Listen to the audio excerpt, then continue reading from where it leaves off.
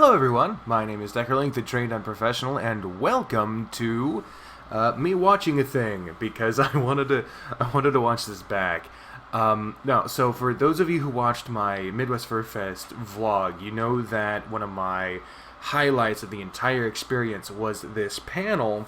The panel was hosted by Malcolm Ray, Kaiser Nako, Timber Puppers, which unfortunately I had not known of beforehand. I apologize. And of course, Ed Bosco. These are all very esteemed voice actors in and of themselves. They're all well accomplished in the field and all hosted the panel called Who Wants to Be a Voice Actor at Midwest FurFest 2019. And this was the panel that I wanted to go to probably the most out of any of the panels I was going to go to the entire weekend, and it really delivered. It really fucking delivered, not only in the experience of watching them talk and getting to hear them and getting to watch other people, but I got to go up and do some voice acting, which was awesome. I have watched tiny bits here and there watching this back, but I have not watched the whole thing, and generally I don't like to watch my own performances, but it is healthy. It is good to watch what you did, see what you did and didn't do correctly so that you can learn from it.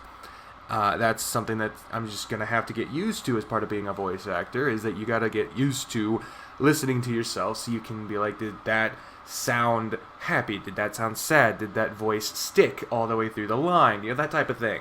So I am taking this opportunity to watch this recorded video. I did not record this. Let me make sure I can give the credit here. It was recorded by Silver Gatamon, who has this. I remember seeing this gigantic fucking camera rig in the corner of the room, and so yeah, they recorded this. And the whole thing is available on their YouTube channel. I'll link to the video in the description. And as you can see, I skipped kind of near to the middle of it because the first half is Q&A. Highly recommend watching it. There's a lot of good information there for anyone who's even remotely interested in getting into voice acting. But for this part, I wanted to watch what I did. There's also great performances by other people after this that use the same script. I was part of the first trio to go up, and so, yeah, I didn't have the opportunity to, like, see what other people did and maybe bounce off of that. It was totally cold, which is how most auditions go. You don't go in a big line and just be like, all right, you do it, you do it, you do it, and then you're the next, and you're all listening to each other. Usually you're all by yourself. So I was probably in the only position, along with the other two people I was working with, to have a somewhat genuine audition feel to it. But it wasn't an audition. We weren't auditioning for any roles. We were just doing a cold read of a script and simulating what it is like to do a line, receive criticism, and have to adapt. That was the theme, and they will touch on that a little bit later on, because they have us do it twice. Once after they just tell us the base minimum of the character motivations, and then another one when they give some feedback, and then we do it again, and then there you go. So let's listen in. With the question answer round wrapped up for now, do y'all want to read some scripts? Woo! Yeah, see, there's Malcolm. Do you want to read some scripts? You guys are great. I love all of you. So the three characters in the script are Riley, Francis, and Honey. Riley is a sarcastic, smarmy, deadpan panda. Francis is a spastic little ferret, and Honey is a big, dumb, hyperactive rhino. Okay, I want to point out something real quick.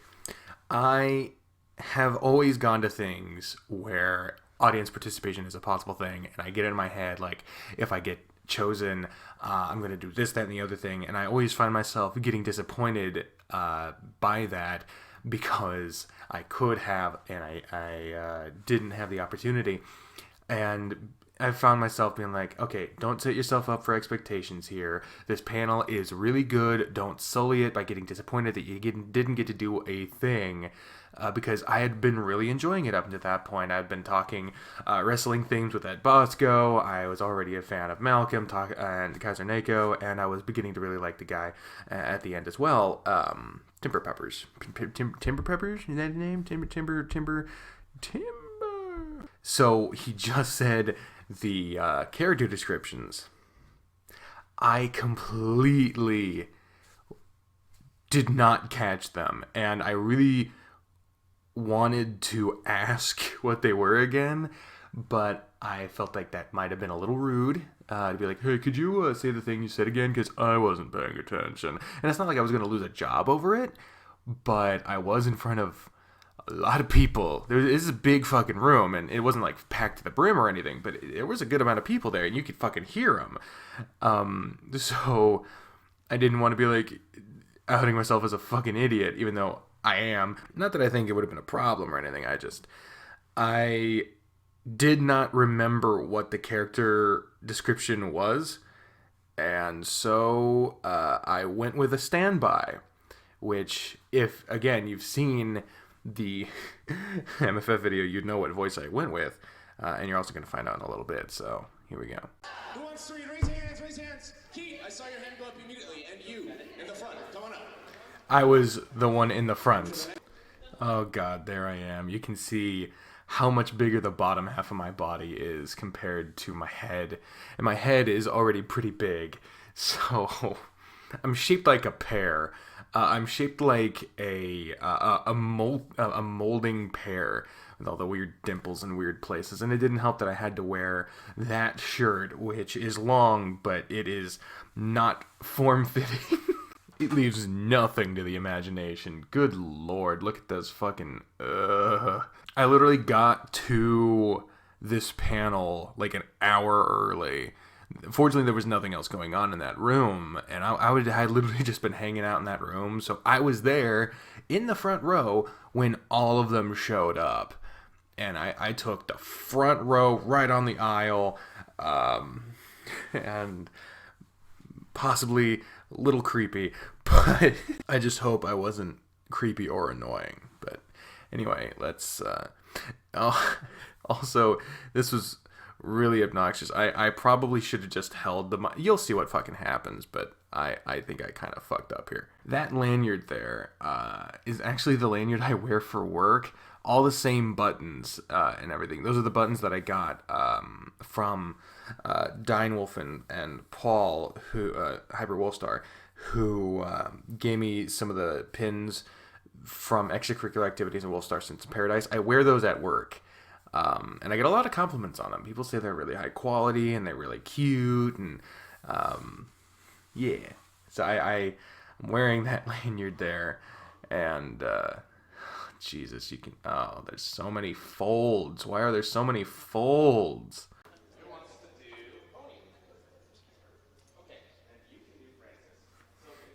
Okay, so right there you saw I got handed Honey's script. I didn't actually get handed Honey's script. Honey was the person to my right.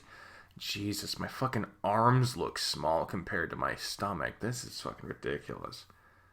I like how I'm not even criticizing my voice acting, because we haven't even gotten to that. I'm just like looking at this wilting blueberry looking fuck standing next to these. All the people in this frame are in good shape except for me, and Jesus Christ. And what did I think, wearing a short sleeve faux denim shirt on top of my long sleeve shirt of the same color was gonna help at all? Why did I...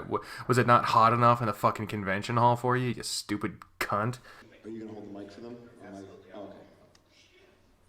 He didn't hold the mic for us. He also did mention there, it's all about you committing to your choices and it being open-ended, which was very good to hear, because I did not hear what the character was supposed to be.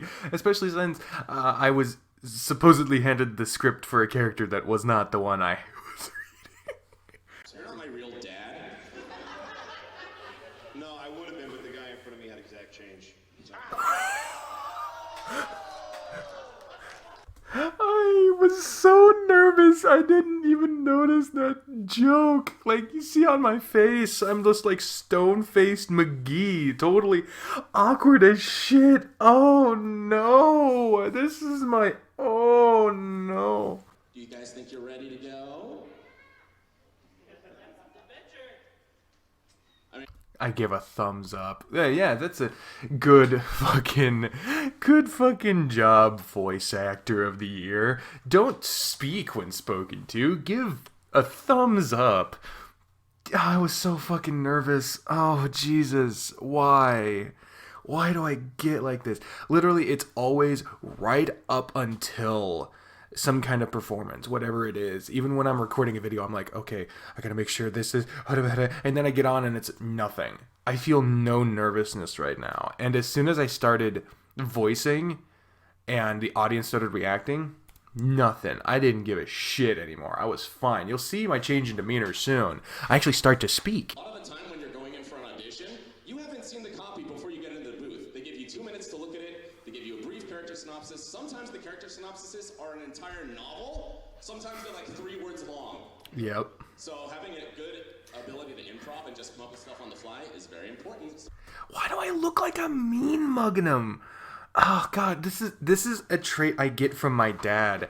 And it doesn't help that I got the beard and I'm like the tallest fucker here, or at least among the people who are standing. I'm this big hairy man who has... I don't have resting bitch face. I have resting axe murderer face. If I just catch myself not focusing on what I'm looking like, which I wasn't doing there. I was entirely like, shut up so I can look at my line. Like, not trying to be disrespectful, but I was like, I wanted to make sure I wasn't like a stumbling, bumbling fucking mess in front of all these people. And so he was talking to me and I'm like, I'm trying to pay attention to him, but at the same time, all I'm thinking is, fuck, I have the first line. Oh God, what do I do? And all that's showing is my fucking face there. Just see that's what I fucking... It doesn't... And with the beard, it's way worse. Oh my God. Okay, so you see me reach for the microphone there. In my head, I had already devised the idea of me in the middle holding it and everyone kind of leaning in or just me passing it along. But instead, what ensues, because he said he was going to hold the microphone for us, what instead wound up happening was us awkwardly line.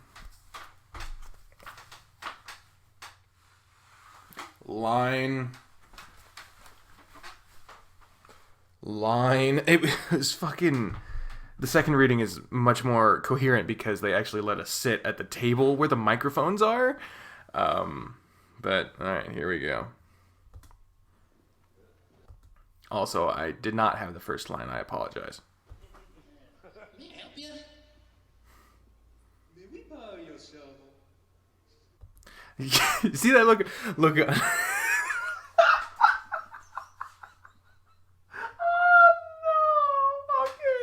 Okay, immediately, fucking, can I go back like 10 seconds? Does that, yeah, that's allowed on this. So, fucking, look at Malcolm and Ed. Malcolm, if you don't fucking know who Malcolm is, let me get a fucking, cool, credit Nintendo movies will be my cursor. So, this, let me shrink it. Whoa. Can I turn it? No, I cannot turn it. Motherfucker. Okay, so this guy right here in the middle here, that's Malcolm. This is Ed Bosco. That's Kaiser Nako. And that is Timber Puppers, who's the guy in the blue. So watch these two guys when I say my first line in the voice I make. They don't know what the fuck is about to happen. And neither do I. Oh, here it is.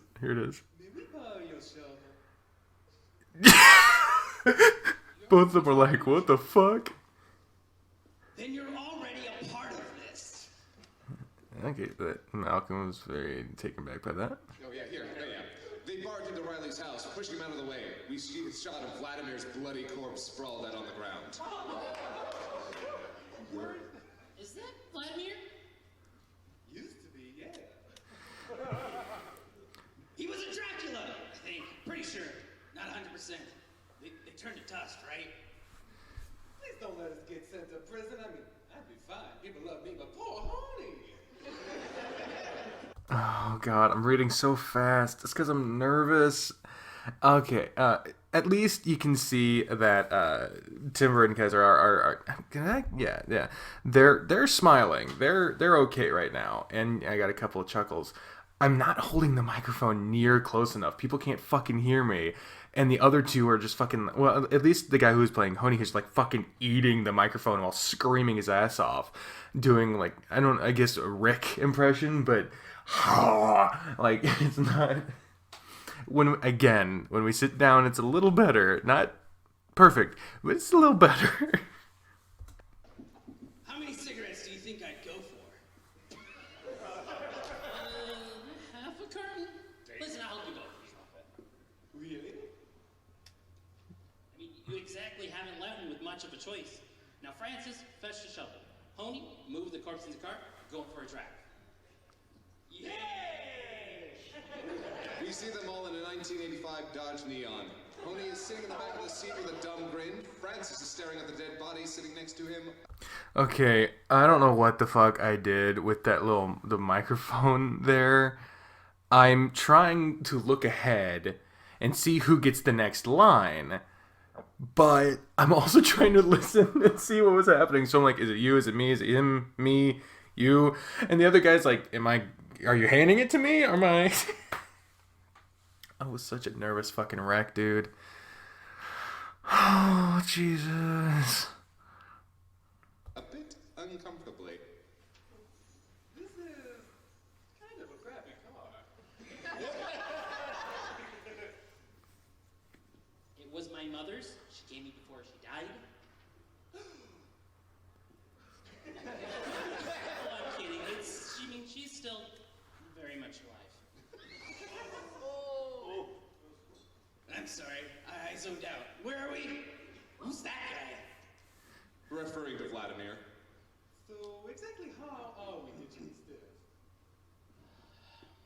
We're going to drive out to the middle of the countryside. We're going to go and dig ourselves a 12-foot hole. At the bottom, we're going to place Vladimir, then cover him up with approximately 6 feet of dirt. After that, we're going to place a corpse of an animal in the hole, then fill it up, and the search party should discover the grave. They'll find the animal, assume it's false positive, leaving a spot for good. Okay, so what I'm finding here is that we were all nervous wrecks, which is comforting in a retroactive sense. It doesn't make me feel any better about how we must have been seen by the audience, but like, we are all reading really fast, and I feel like when we do the second reading, I read a little slower. But I also felt like I wasn't reading this fucking fast to begin with, so I'm starting to question whether or not the second reading was any amounts of better. Oh, Jesus. Wow. You're really good at this. Very suddenly, a move. He patted the table.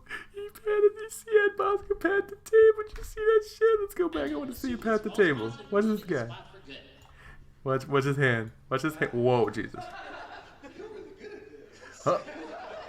A moose jumps out in front of the car. They hit it, apparently killing it instantly. The car jerks to a stop as Francis and Honey scream. Riley looking nonplussed, but otherwise excited. Did we just kill a moose? Why won't the killing stop? I mean, it doesn't seem it did that much damage. We're quite lucky. Woo! Dramatic irony. Thy name is Moose. And that's the scene. Alright, now comes the round of critique. The arguably most important part. I got critiqued by Malcolm. And I gotta say, it was really, really cool. For like, I don't know again, fucking stone-faced asshole over here doesn't seem to be giving any sort of visual indication that he gives a shit about any of this. But I was jumping off the fucking walls in my mind as soon as Malcolm started to talk about me specifically.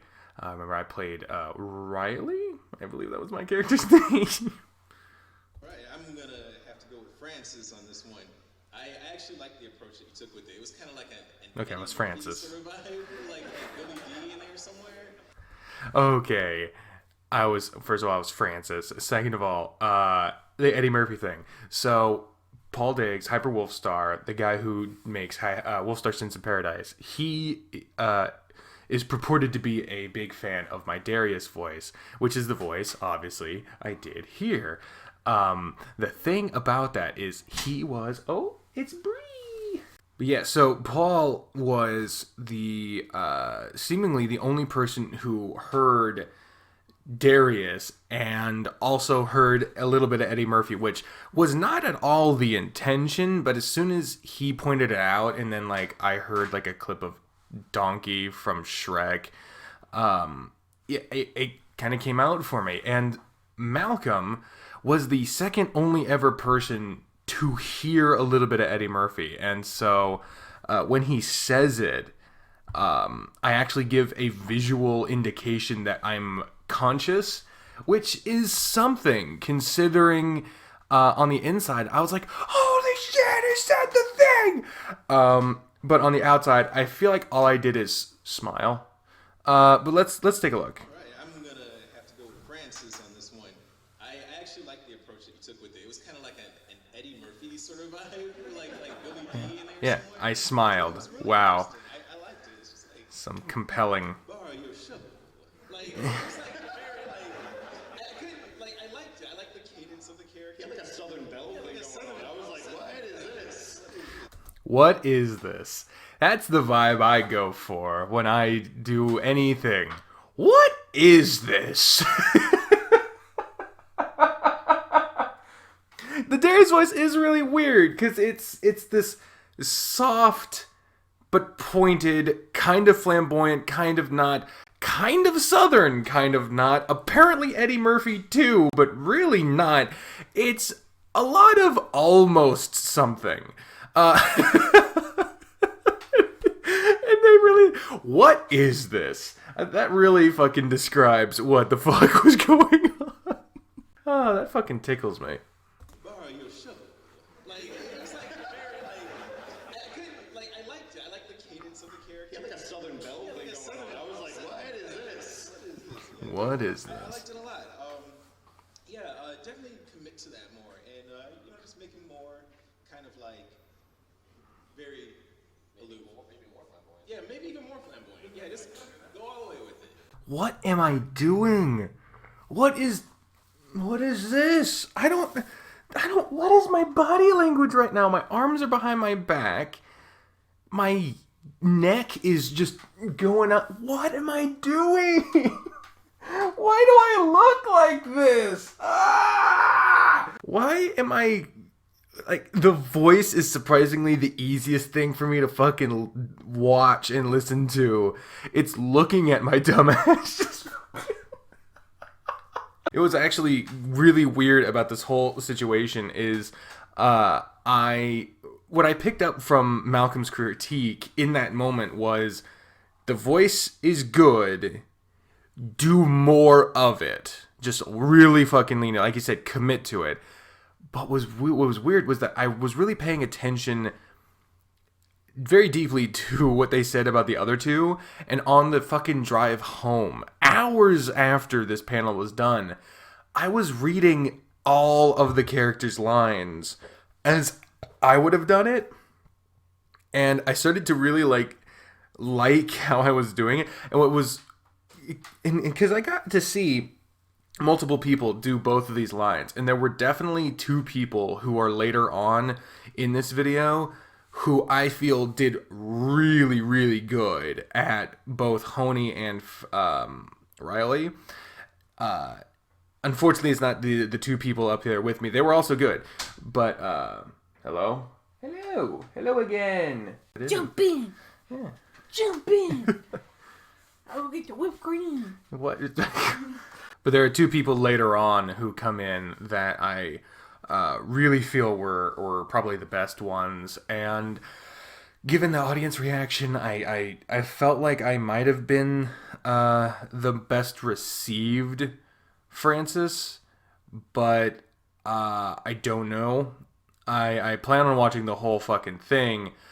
With you, I'm just watching the bits I was in because I'm a self-centered, narcissistic piece of shit. But I still, again, link in the description, watch the whole fucking thing. There are great performances. There's also mine, which was not. But then there's also, of course, the Q&A. And yeah, so, yeah. My God, there's a lot of people. I know. Don't be nervous. Now you tell me. Hold on, wait. Totally not sitting here silent. You were openly judging me earlier. See, as you can see, I don't know what it is, but just something about being able to sit down makes me more comfortable. Obviously, I've got the health problems that make standing up a little harder for me. The arthritis, the bulging disc, the excuses, the fat. But you know what? As soon as I sat down, I'm fucking going back and forth. Like, my God, there's a lot of you. Don't be nervous. Now you tell me. And then fucking, we're silently judging you. And why am I recapping? You literally just fucking saw it. You were openly judging me. It's fucking, I don't know. For some reason, I was so fucking jazzed by the critique and being able to sit down. It just made me feel a lot better. So hopefully, the second read's a little bit better. Thank God we get to see this man's marvelous ass instead of my dumb face. May I help you? Ma, we borrow your shovel. You are already borrowing my shovel. Then you're already a part of this. They barge into Riley's house, pushing him out of the way. We see a shot of Vladimir's bloody corpse sprawled out on the ground. Is that Vladimir? Used to be, yeah. He was a Dracula, I think. Pretty sure. Not 100%. They turned to dust, right? Please don't let us get sent to prison. I mean, I'd be fine. People love me, but poor Honey. That was the line that a couple people throughout the day, when they were like, "Were you the guy at the voice actor panel?" They would. I've never had so many people try to do the Darius voice at me in one day. And it was really cool. People would be like, well, who are you the guy from the voice acting panel? Like, yeah. And they're like, poor Honey. It's like, even Bree's out there fucking doing it. You can't hear it because she's in another room and the microphone's directional. But she did the thing. And, oh, Jesus. What were the lines you said you liked?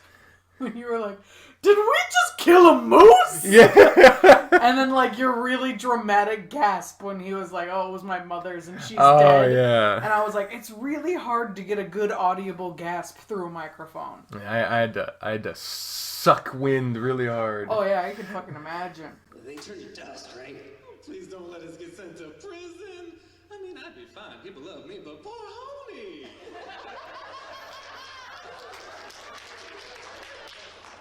How many cigarettes do you think I'd go for? Half a carton? Listen, I'll help you both. Really? You haven't exactly left me with a lot of choice. Now, Francis, fetch the shovel. Honey, move the corpse into the car. We're going for a drive. Yay! See them all in a 1985 Dodge Neon. Only is sitting in the back seat with a dumb grin. Francis is staring at the dead body sitting next to him, a bit uncomfortably. This is kind of a crappy car. It was my mother's. She gave it to me before she died. Oh, I'm kidding. She's still... That was the gasp. I'm sorry. I zoned out. Where are we? Who's that guy? Referring to Vladimir. So, how exactly are we gonna ditch in the stiff? I did. I fumbled and I knew it immediately. How we gonna be ditching the stiff? Or I didn't even say B. How we gonna ditching the stiff? And oh my God, I caught it immediately and I tried not to think about it, but I think it's the only line I flubbed. but it's the only part I fucking keep thinking about because I suck. We're going to drive to the middle of the countryside. We're going to dig ourselves a 12-foot hole. At the bottom, we're going to place Vladimir. Then we're going to cover him with approximately 6 feet of dirt. After that, we will place the corpse of an animal into the hole, then fill it up. If a search party should discover the grave, they will find the animal, assuming it was a false positive, leaving the spot for good. Wow. You're really good at this. Very suddenly, a moose jumps out in front of the car. They hit it, apparently killing it instantly. The car jerks to a stop as Francis and Pony scream. Ah!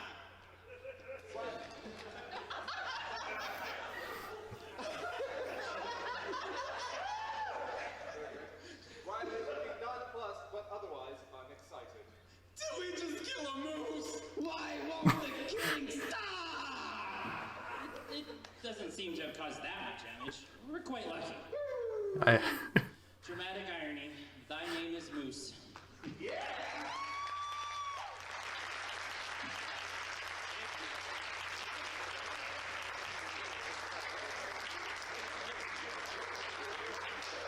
So that is a great example of exactly why we do this panel and what we're looking for. They all took their direction so well. The reads were all adjusted so well. Killed it. That was absolutely wonderful. So now we're going to do...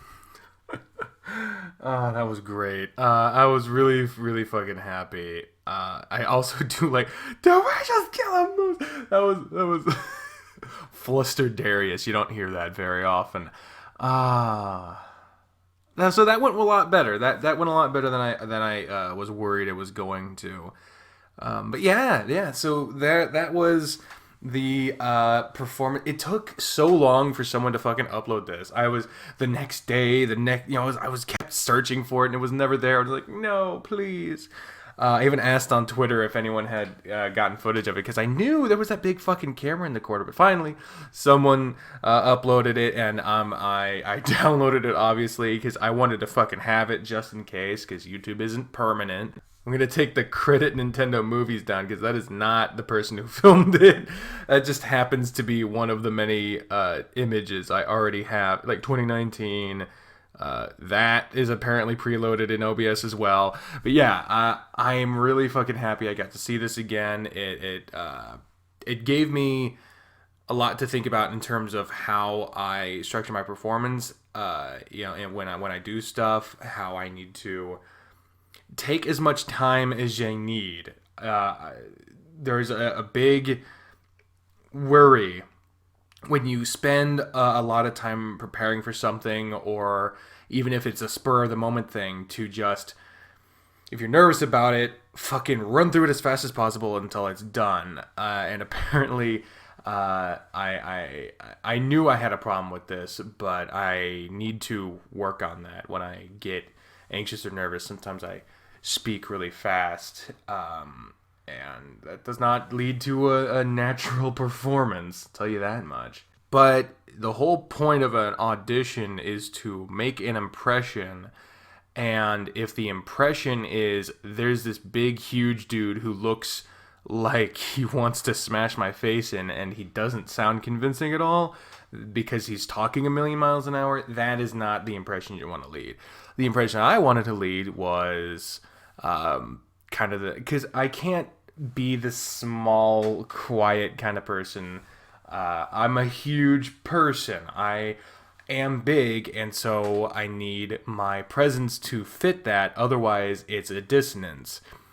And if I'm going in to be entertaining, I should entertain. It's kind of a given. So I need to watch my body language. I need to see nervousness as an opportunity to counteract it with stuff I know I enjoy. And when I'm reading lines, fucking just get into it. Just take that moment to remove it, because that's the thing about acting is you're taking yourself out. You're putting your character in that place in the performance. So if you're nervous, that's a great way to escape that nervousness, is to thrust yourself into that performance, because the character's got no reason to be nervous. They're not auditioning for shit. My character was trying to find a way to borrow a shovel and shit. Like, there's no reason for them to be nervous about being in a room full of hundreds of people, or what felt like hundreds of people. I don't actually know how many people there were in there, but that character is in that scene. They're not in front of an audience. They're not being judged about how they sound. That sounds more appealing than being judged about your performance. So throw yourself into that. Become that character for that moment. That's why there are method actors. And I'm never going to be a method actor, but that's what acting is. You're not being you in that moment sounding like someone else. You need to be that someone else. That's the point. And so that's something I need to work on. That's something that'll come with time. That's something I'm going to be focusing on going forward. But yeah, so thank you all very much for watching this little watch along of my brief involvement in the Midwest FurFest 2019 Who Wants to Be a Voice Actor panel. If I go again next year, I definitely hope this panel is a part of it. I doubt I'll be a returning performer, but I wasn't even a planned performer there either. I was just an audience member who got to have a little bit of fun. So, thank you all very much for watching, and until next time, I have been the Trend Unprofessional, and I still don't have an outro, because I keep mentioning I don't have an outro, but no one fucking, nothing sounds natural. That's why I love fucking Critical. He's just like, that's about it, see ya. Like, that's it, and it works for him, it works for his presentation, and it also made me appreciate the Jacksepticeye outro, because he is a loud, bombastic person, so it makes sense that his outro be long, loud, and bombastic. So what the fuck does my outro? What does my outro? What should it be? I don't know. Bye!